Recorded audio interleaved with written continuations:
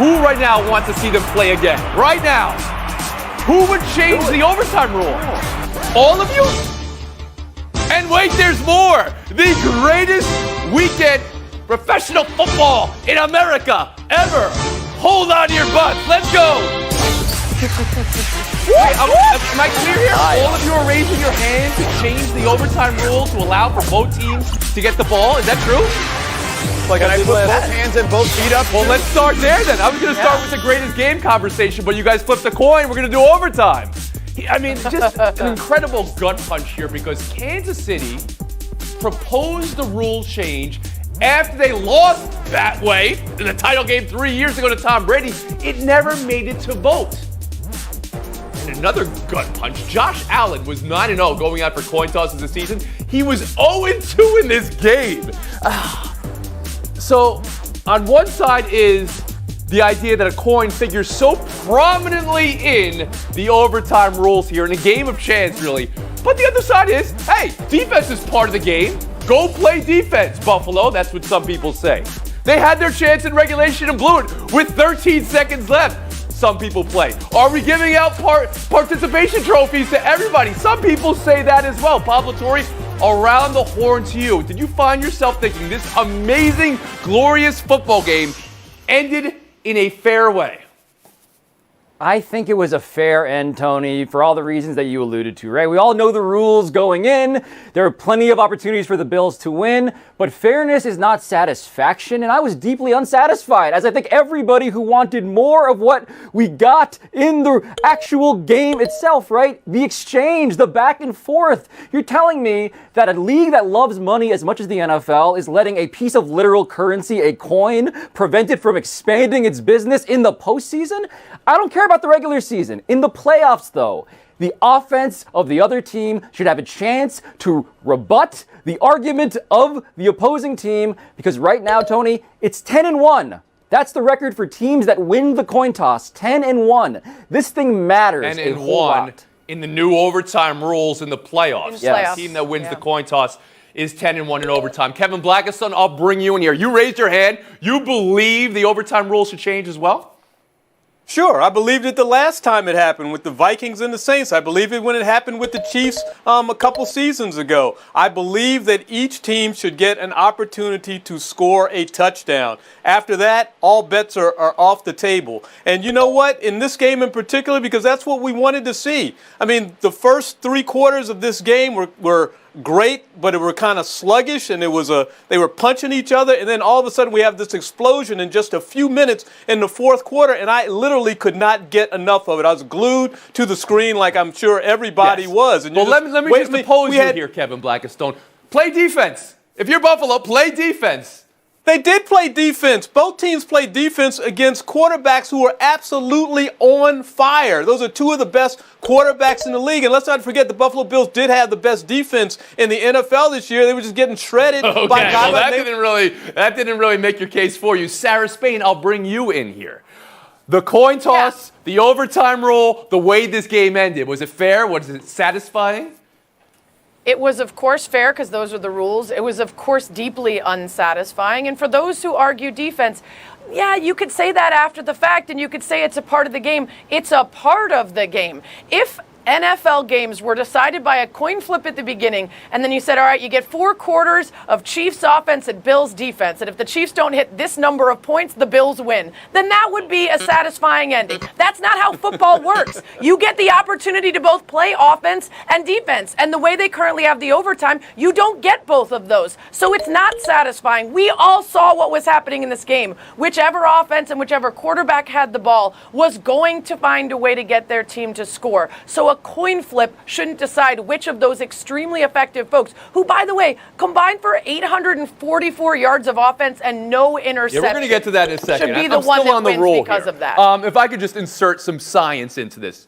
A Twitter poll. The people, 80-20, also with you, in favor of changing the rule. George Sedano, I'll bring you in here. Does the rule need to change after a game like this? Were you satisfied with the result? Tony, I wasn't satisfied. You know, for those that are making the argument against it, whether it's defense, those are the same people that also probably were okay with the NFL over the last decade or so legislating the offensive rules to put the defense at a disadvantage. So you can't have it both ways. And here's the other part of the argument. So what are you going to argue, that, these guys are going to be out there forever? And how's that a problem? Keep injecting this thing right into my vein every single time. Again, I just think that the NFL has done a really good job historically of looking at the rules to benefit the offense. Why wouldn't they continue to do that in this case? It's impossible to remember everything of how we got here. But all-time career-making Pantheon-level plays made by Josh Allen and Gabriel Davis, who had a game for all ages, and Patrick Mahomes and Tyreek Hill. This play was incredible, and somehow he avoids getting a taunting penalty at the end. It's the kickoff, though, right? With 13 seconds left. It's the defense on the two plays from space-time continuum would say none of this was possible. George, was it more about Buffalo's mistake to kick off or Casey's approach to you?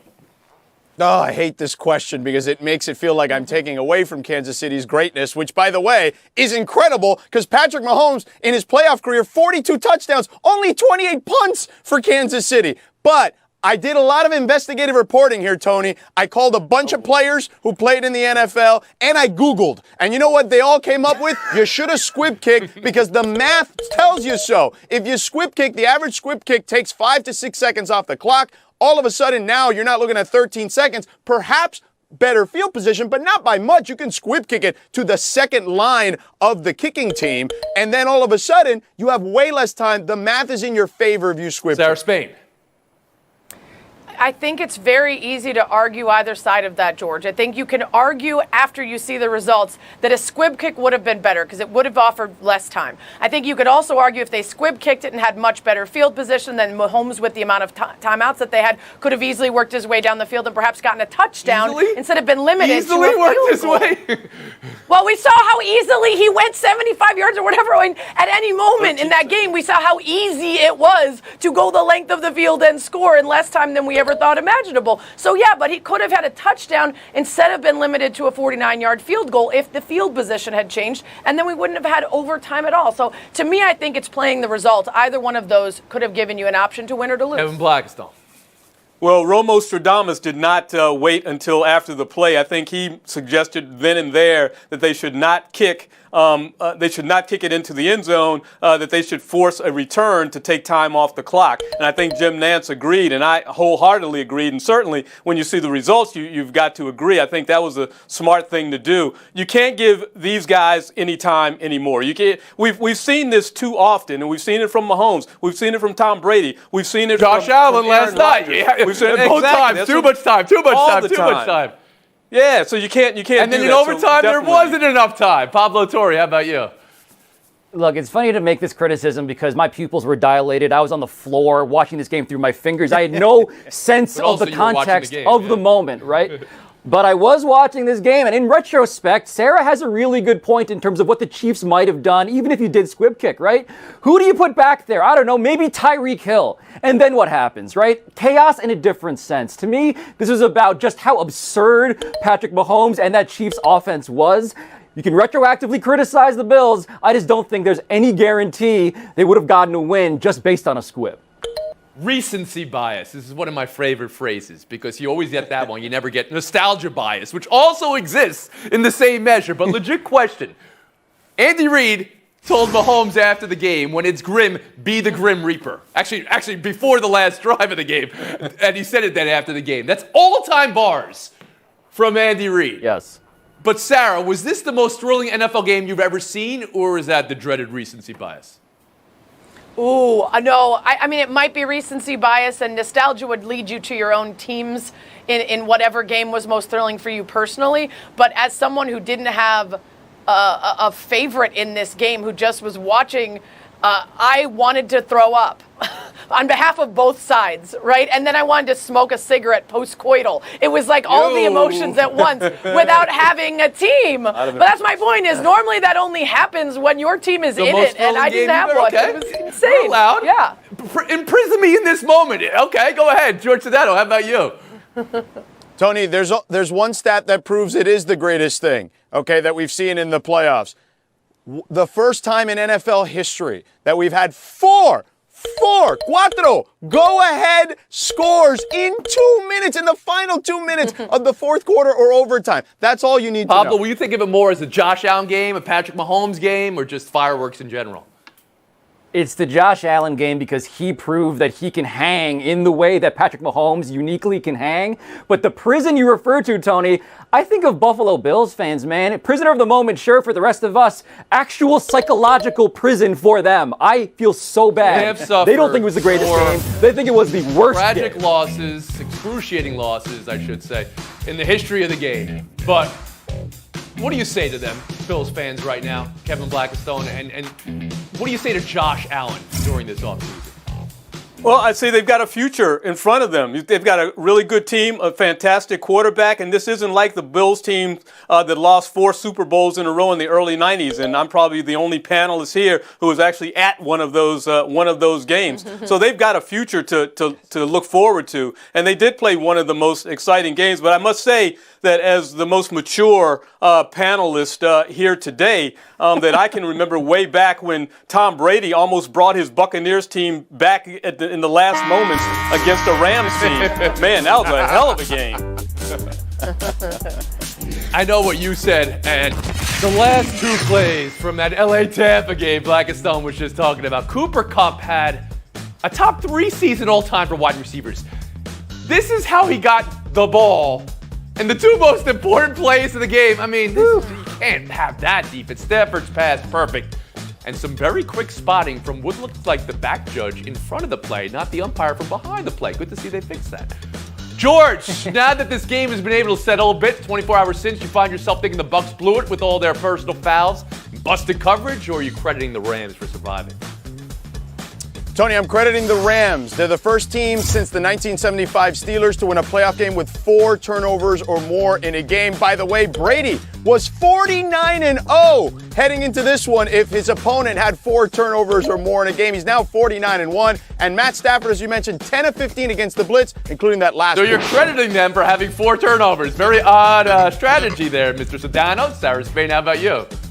Yeah, I was going to say my answer was the same. The way I got there was not the same. I'm not sure how you would have to credit the Bucs for losing despite forcing 4 turnovers. No, this was a Rams team, and we came into the game and we said this is how they win.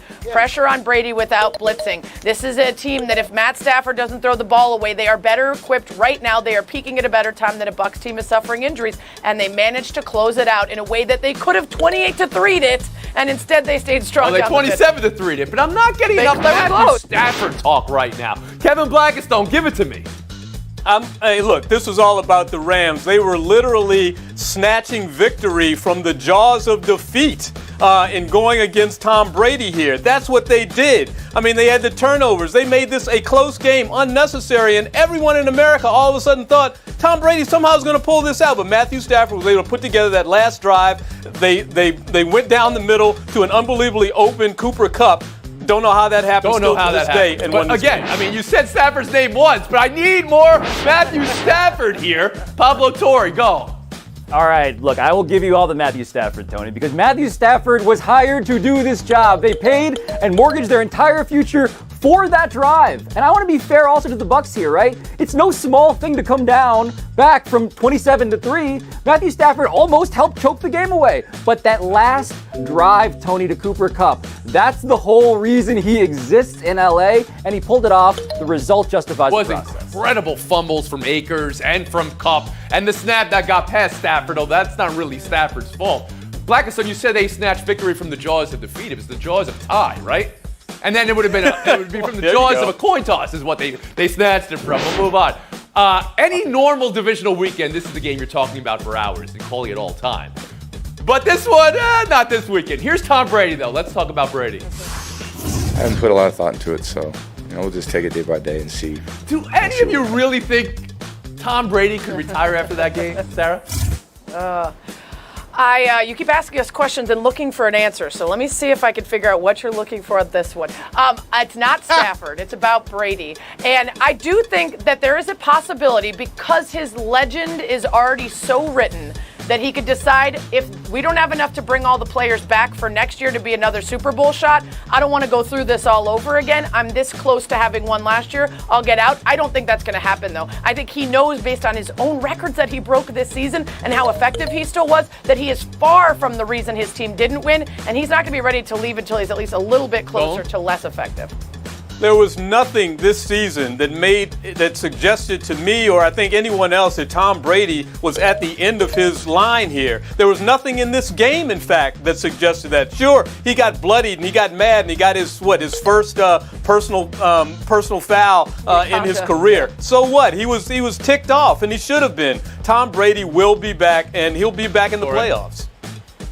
At some point soon, Tony, Tom Brady will become a high T Gwyneth Paltrow, creating a goop empire for men. He's going to do this soon, just not quite yet. Donna, you're shaking I can your see head it all, but he's coming back for another year.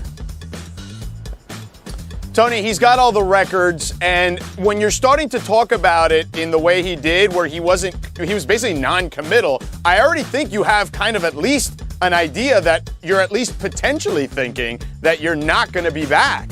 And their cap situation isn't great. Gronk, Chris Godwin, and Ndamukong Suh and Jason Pierre-Paul are all free agents. Their cap space isn't great. It's possible. You think it's possible? I mean, you're sussing what he said there. Who said anything after a loss like that?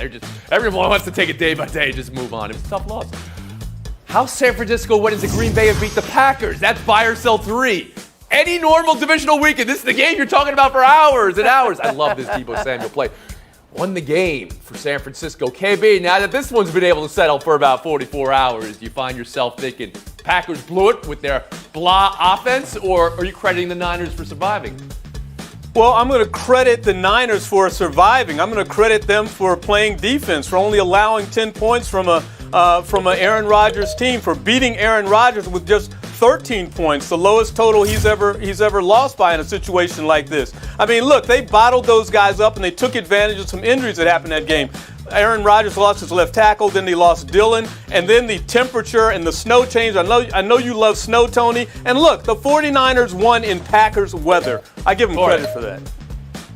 Look, Aaron Rodgers has a tendency, Tony, under pressure, under duress, to go find his human binky, Davante Adams. He did it over and over again, even when Allen Lazard on that big third down in the fourth quarter, 3 minutes left, is crossing the middle of the field undefended. He goes and targeted Davante Adams and Aaron Jones 21 of 29 times. So it's on Rodgers to me. George Sedano. It's on Rodgers, Tony. He had the worst QBR he's had in his playoff career, and he plays it too safe. You got to take chances. That Niners secondary was one of the worst in the league this year, and it's particularly their corners, and he took no advantage of that. Yeah, he didn't, because the Niners' defensive front and the stunts that they kept doing kept him off balance all game long. We know that this is a guy that can run around in the pocket, can make the opportunities for himself, is going to take those shots every game. He didn't take them. The Niners wouldn't let him get a shot because of the way they defended him. So this is on the Niners and their game plan. And there was a pun in there, maybe 3. That'll get your points per game up, but not enough to get into the showdown. Blackstone, Sedano, talking Bengals over the Titans. Showdown next.